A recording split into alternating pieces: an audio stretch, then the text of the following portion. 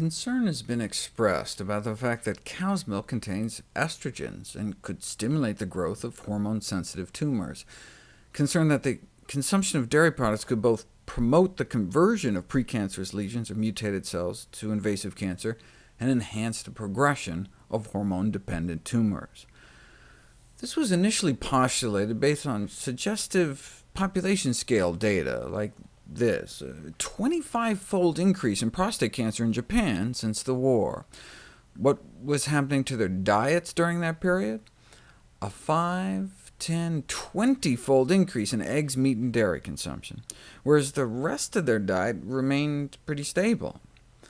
But diet wasn't the only major change in Japanese lifestyles over the latter half-century. Similarly, even though countries with higher milk consumption tend to have more prostate cancer deaths, and countries with lower milk consumption fewer deaths, there could be hundreds of confounding variables, but it certainly does spur interest in studying the possibility. This recent study represents the other extreme, controlling for as many factors as possible by just isolating prostate cancer cells out of the body in a petri dish and dripping cow's milk on them directly. They chose organic cow's milk because they wanted to exclude the effect of added hormones and just test the effect of all the growth and sex hormones found naturally in all milk. They found that cow's milk stimulated the growth of human prostate cancer cells in each of 14 separate experiments, producing an average increase in cancer growth rate of over 30%.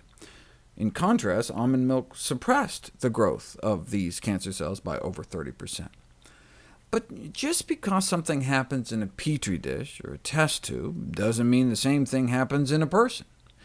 It's just suggestive evidence that can be used in a grant application or something to get money to study actual people. There's kind of two main ways that's done: retrospective studies, looking back, where you take prostate cancer patients and figure out what they ate in the past, and prospective studies, looking forward, where you look at people's diets first and then follow them for a few years and see who gets cancer. The looking back kind are called case control studies, where they look at cases of cancer and compare their diets to controls. And the forward-looking kind are called cohort studies, because you're following a cohort of people forward. Then, if you want to get fancy, you can do a so-called meta-analysis, where you combine all the best studies done to date into one and see what the balance of available evidence shows. OK, so here we go.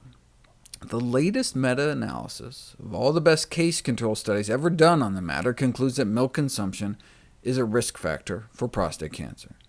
And the latest meta-analysis of all the best cohort studies ever done also concludes that milk consumption is a risk factor for prostate cancer. An even newer study suggests that milk intake during adolescence may be particularly risky in terms of potentially setting one up for cancer later in life.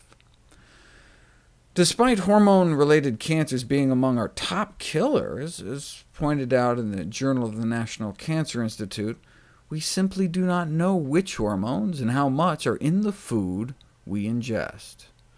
More effort has been directed at the investigation of illicit use of designer steroids by Olympians and ball players than to the investigation of the effect of dietary hormones on cancer and other diseases that affect millions.